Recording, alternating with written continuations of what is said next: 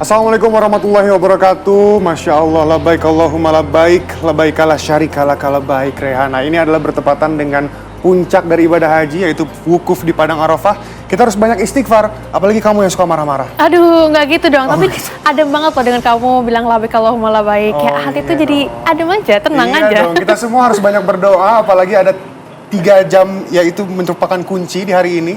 Untuk bisa berdoa terus, yaitu di ibadah asyar sampai ke maghrib. Wah. Masya Allah, kita harus terus berdoa, apalagi bagi teman-teman dari saudara-saudara kita yang ada di sana. Mungkin kita bisa titip doa supaya diijabah. Betul sekali. Namun tentunya informasi dan juga kabar selengkapnya dari puncak ibadah haji di tahun ini akan kita sampaikan setelah yang satu ini. Tapi ada informasi apa nih, Rey, hari ini? Ya, kita akan buka kabar Indonesia Siang pemirsa dengan informasi pertama. Polisi mengungkap motif penembakan terhadap aparatur sipil negara di kota Metro Lampung. Tersangka mengaku kesal dan sakit hati terhadap korban ketika menagih hutang pinjam sebesar 1 juta rupiah yang tak kunjung dibayar oleh korban. Senjata api dan proyektil peluru kaliber 9 mm serta sepeda motor ini disita polisi sebagai barang bukti dalam kasus penembakan yang dialami korban Dedi Christian Agung di Kecamatan Metro Barat, Kota Metro Lampung pada Sabtu malam kemarin. Korban yang merupakan ASN itu tewas di lokasi kejadian setelah ditembak menggunakan senjata api rakitan oleh tersangka warga Bunga Mayang, Lampung Utara yang merupakan penagih hutang. Menurut polisi, peristiwa itu dilatar belakangi hutang pinjaman korban sebesar 1 juta rupiah hingga menewaskan korban, dan aksi tersebut sudah direncanakan oleh tersangka ketika bertemu dengan pelaku.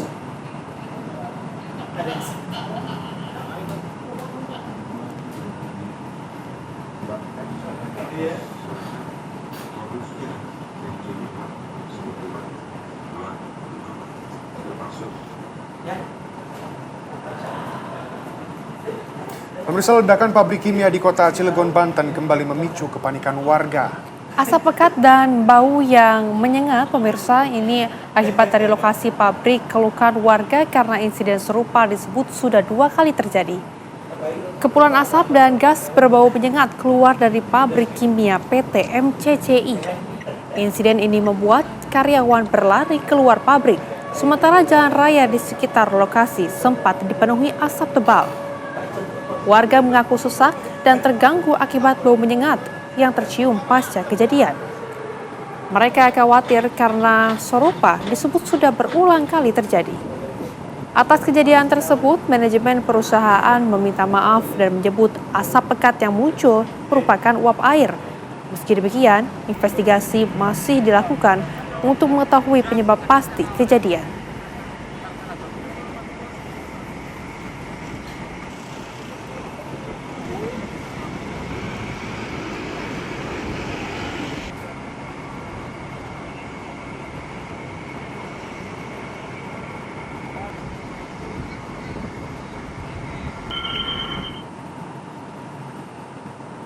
Seorang pelajar sekolah menengah pertama di Bandar Lampung, Lampung dilarikan ke rumah sakit setelah mengalami luka tusuk di bagian perutnya. Ironisnya, aksi itu dilakukan oleh rekan sekolahnya sendiri yang diduga dipicu saling ejek antar keduanya. Keributan antar siswa ini terjadi di sebuah gang di Kelurahan Gunung Sulah, Kecamatan Waihalim, Bandar Lampung, Lampung. Di lokasi inilah penusukan terhadap korban berinisial VK yang diduga dilakukan oleh rekan sekolahnya sendiri berinisial KAS terjadi. Peristiwa itu terjadi setelah saling keduanya terlibat ejek dan berlanjut ke adu fisik dan berakhir dengan peristiwa penusukan. Pelaku berhasil diamankan oleh warga, sementara mendapat perawatan medis di Rumah Sakit Umum Daerah Abdul Muluk, Bandar Lampung.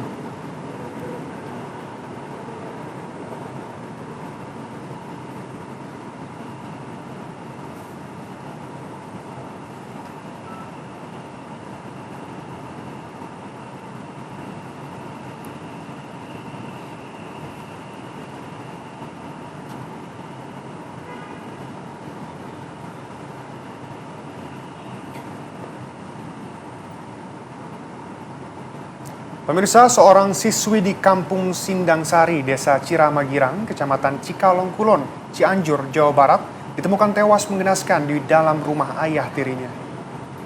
Korban diketahui bernama SH, berusia 16 tahun, ditemukan meninggal dunia dalam kondisi telungkup, mulut mengeluarkan busa, hingga alat vital mengeluarkan darah.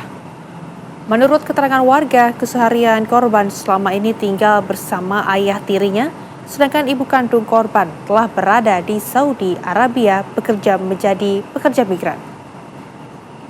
Korban pun langsung dibawa ke RSUD Sayang Cianjur guna dilakukan otopsi untuk mengetahui penyebab tewasnya korban.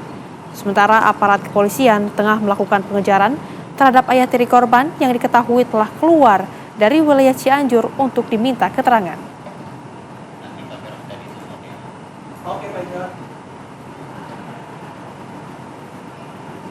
Pemirsa, Anda kembali bersama kami di Apa Kabar Indonesia Siang. Jelang fase puncak ibadah haji di Arafah, Musdalifah, dan Mina atau Ar-Musna, Kementerian Haji dan juga Umroh terus mematangkan layanan kesehatan bagi jemaah. Selain menyiapkan fasilitas kesehatan, pemerintah juga menempatkan tenaga medis untuk mendampingi jemaah selama menjalani puncak ibadah haji. Setiap kelompok terbang atau kloter nantinya akan dilengkapi dengan satu tenaga kesehatan yang bertugas memantau kondisi jemaah serta memberikan penanganan awal apabila ditemukan gangguan kesehatan terhadap jemaah. Secara keseluruhan, Kementerian Haji dan Umroh menyiapkan sekitar 1.200 tenaga kesehatan yang akan disiagakan selama fase Ar-Musna berlangsung.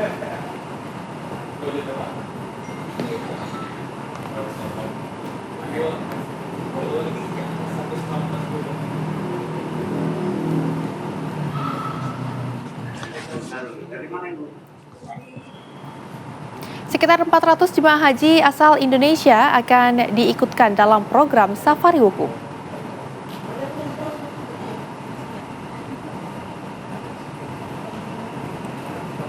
Program ini dilakukan untuk mengakomodasi jemaah lansia agar dapat mengikuti ibadah wukuf di Arafah, yang merupakan rukun utama ibadah haji yang wajib dilaksanakan oleh seluruh jemaah haji tanpa kecuali.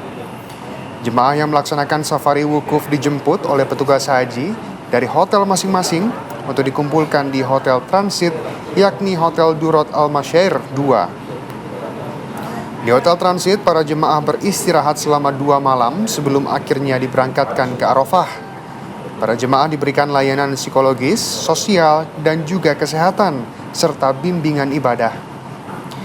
Nantinya, pada tanggal 9 Zulhijjah atau Selasa 26 Mei 2026, para jemaah akan dibawa menuju Arafah menggunakan 18 bus.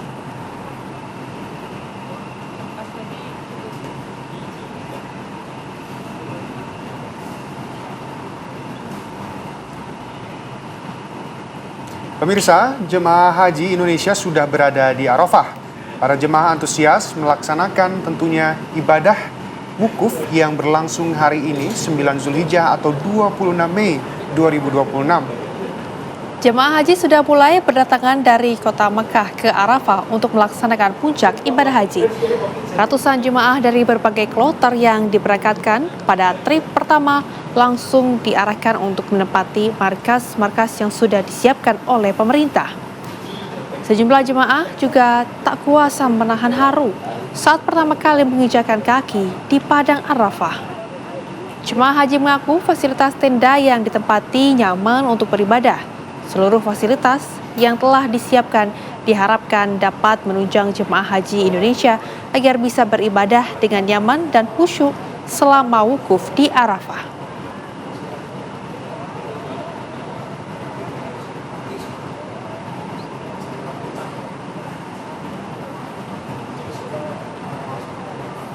Kami di Apa Kabar Indonesia Siang.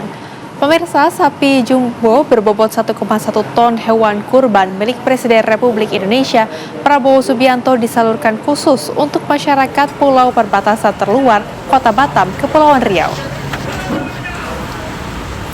Penyaluran ini merupakan bentuk perhatian Presiden kepada masyarakat di pulau terluar, hinterland maupun bagian pesisir dalam menyambut Hari Raya Idul Adha.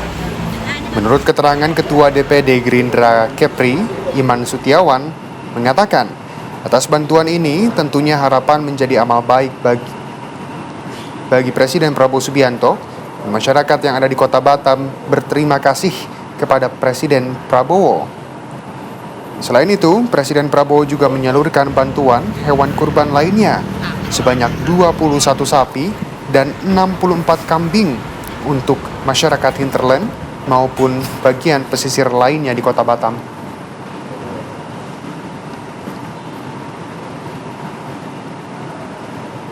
Satu ekor sapi yang pagi ini kami serahkan, kami lepaskan secara simbolik adalah satu ekor sapi seberat 1 ton itu dari Bapak Prabowo Subianto, Presiden Republik Indonesia, yang diserahkan ke kami. 64 dari Pak Prabowo kambing itu akan kami serahkan ke semua kelurahan yang ada di 64 kelurahan. Pemirsa, menjelang Hari Raya Idul Adha, Masjid Istiqlal terus melakukan berbagai persiapan. Hingga Selasa pagi, 45 ekor sapi dan 4 ekor kambing sudah tiba di Masjid Istiqlal. Sementara total hewan kurban yang terkonfirmasi per hari Senin kemarin mencapai 59 ekor sapi dan 7 ekor kambing. Dari jumlah tersebut terdapat sapi kurban milik Presiden Prabowo Subianto yang memiliki bobot lebih dari 1 ton. Sapi kurban Presiden dijadwalkan tiba hari ini. Rencananya nanti malam, Masjid Istiqlal juga akan menggelar takbir nasional usai sholat Isya.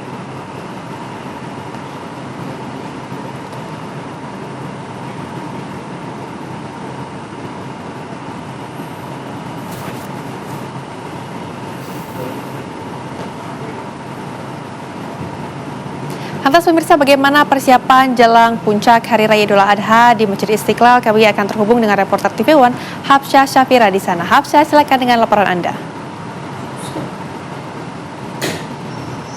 Ya, selamat siang Rehana dan juga pemirsa. Terkait persiapan pelaksanaan Idul Adha 1447 Hijriah, tentunya segenap persiapan ini dilakukan di Masjid Istiqlal, Jakarta. Terkini, informasi yang kami dapat sudah ada sebanyak 45 ekor sapi dan 4 ekor kambing yang berada di wilayah Masjid Istiqlal ini sendiri. Di mana informasi yang kami dapat juga bersumber dari Menteri Agama Nasruddin Umar.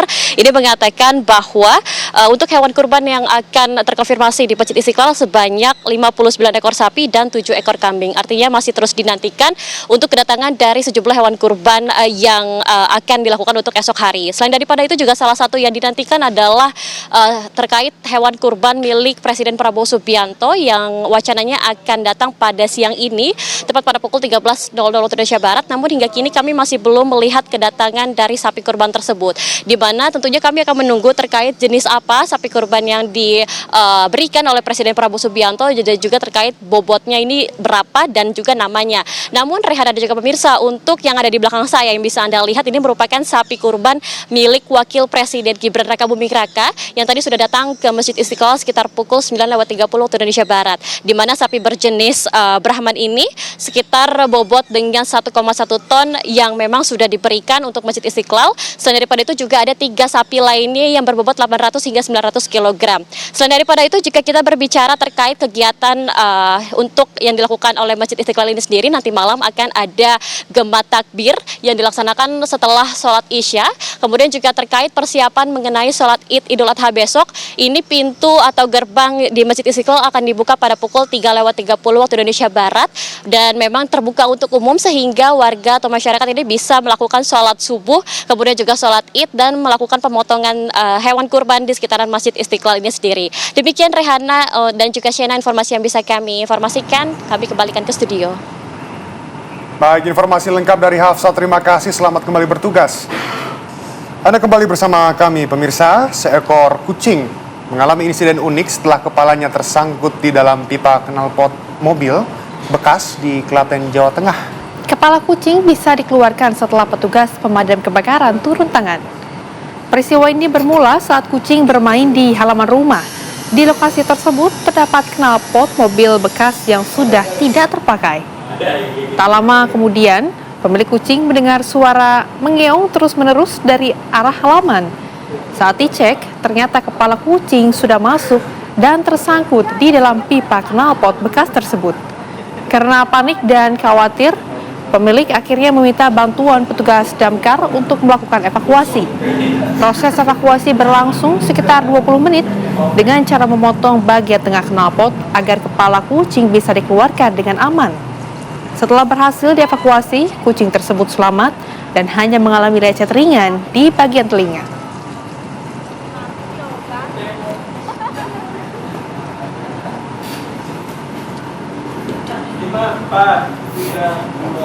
Kita akan informasi lainnya pemirsa mengenai pencurian barang mewah di mana ini terjadi. Di saat ini pemirsa, Kepolisian Polresta Barelang menangkap pelaku kasus pencurian dengan pemberatan di kawasan perumahan elit di Kecamatan Batap Kota, Kepulauan Riau. Sasaran pelaku adalah barang-barang berharga di dalam mobil yang terparkir tanpa terkunci. Aksi ini sempat meresahkan para penghuni rumah mewah di Kota Batam. Aksi nekat pelaku dilakukan pada malam dan juga siang hari. Terpantau dengan santai, pelaku memasuki pekarangan warga dan membuka satu persatu mobil yang terparkir. Jika mendapati mobil yang tidak terkunci, pelaku langsung beraksi membawa kabur barang berharga yang tertinggal di dalam mobil. Dengan berbekal bukti yang cukup, polisi akhirnya berhasil mengamankan seorang pelaku berinisial MAR yang ditangkap di salah satu kamar hotel di Kota Batam.